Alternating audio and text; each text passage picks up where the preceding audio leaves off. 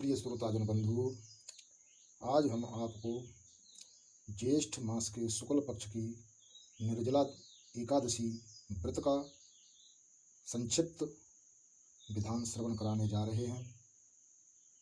जो मनुष्य श्रद्धा भक्ति पूर्वक इस विधि को श्रवण करता है उसके समस्त पाप संताप नष्ट हो जाते हैं तथा जो विधि पूर्वक इस निर्जला एकादशी का व्रत पारायण करता है उसे संसार के सभी सुख सुविधाओं को प्राप्त करके अंत में भगवान के वैकुंठ धाम को प्राप्त करता है। एक बार की बात है, पांडुपुत्र भीमसेन ऋषि व्यास जी के पास जाकर के उन्हें सादर प्रणाम करते हुए उनसे निवेदन किया, हे मुनि श्रेष्ठ, मेरे परिवार में मेरी पूजनीय माता कुंती, भ्राता युधिष्ठिर, अर्जुन, नकुल, सहदेव सभी लोग एकादशी का व्रत करते हैं, परंतु मेरे उदर की जठराग्नि तीव्र होने के कारण मुझसे भूख सहन नहीं होती है, इसलिए मैं एकादशी का व्रत नहीं कर पा रहा हूँ। हे मुनि श्रेष्ठ, आप मुझे अधम के ऊपर ऐसी कृपा करो, ऐसा कोई व्रत बताओ जिसे एक बार करने से ही समस्त वर्ष के व्रतों का लाभ प्राप्त हो। भीमसेन की ऐसी प्रार्थना को सुनकर के मुनि श्रेष्ठ व्यास जी ने कहा, हे पांडुपुत्र भीम, ऐसा तो एक ही व्रत है, ज्येष्ठ मास के शुक्ल पक्ष की निर्जला एकादशी। इस निर्जला एकादशी का व्रत विधिपूर्वक करने से मनुष्य को वर्ष की समस्त एकादशियों का फल प्राप्त हो जाता है और अंत में संसार के समस्त भोगों को भोगते हुए अंत में भगवान के धाम वैकुंठ को प्राप्त करता है। ऋषि व्यास जी से इस प्रकार की बात सुनकर के पांडुपुत्र भीमसेन ने पुनः निवेदन किया, हे मुनिवर,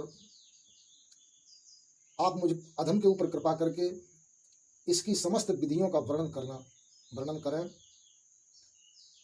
यह व्रत कैसे किया जाता है, इसका क्या विधान है, इस संक्षेप में मुझे बताने की कृपा करें।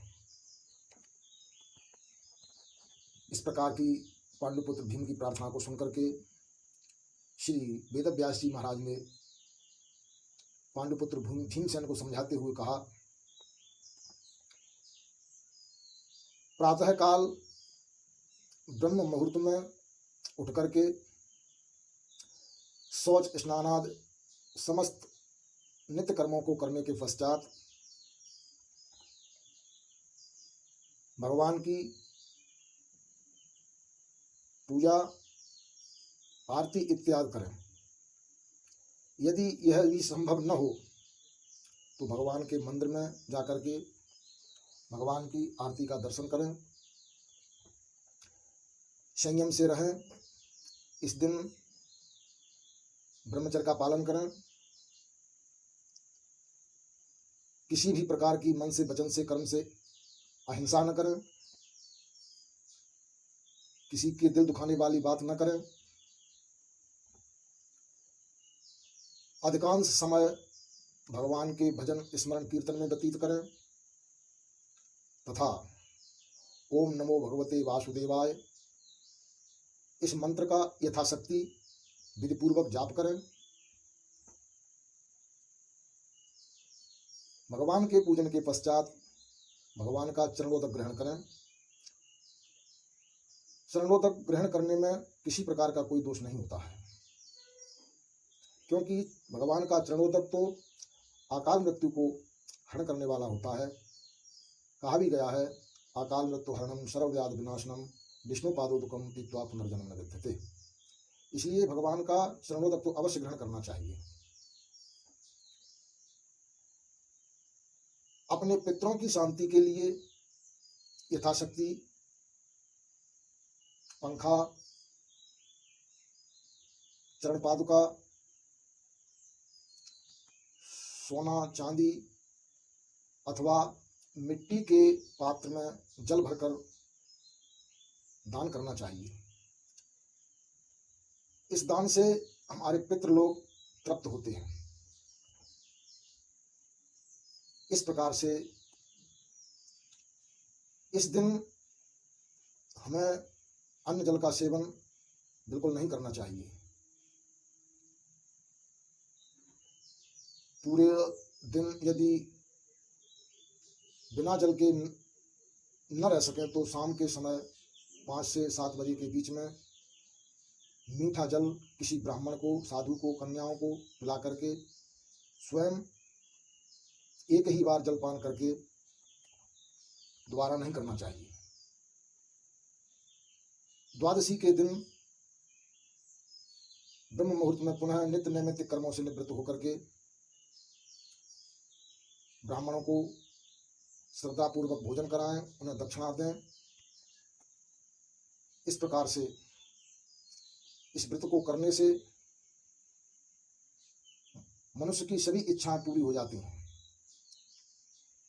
इस निर्जला एकादशी के व्रत करने से मनुष्य के समस्त सभी प्रकार के दैहिक, दैविक, भौतिक पाप नष्ट हो जाते हैं।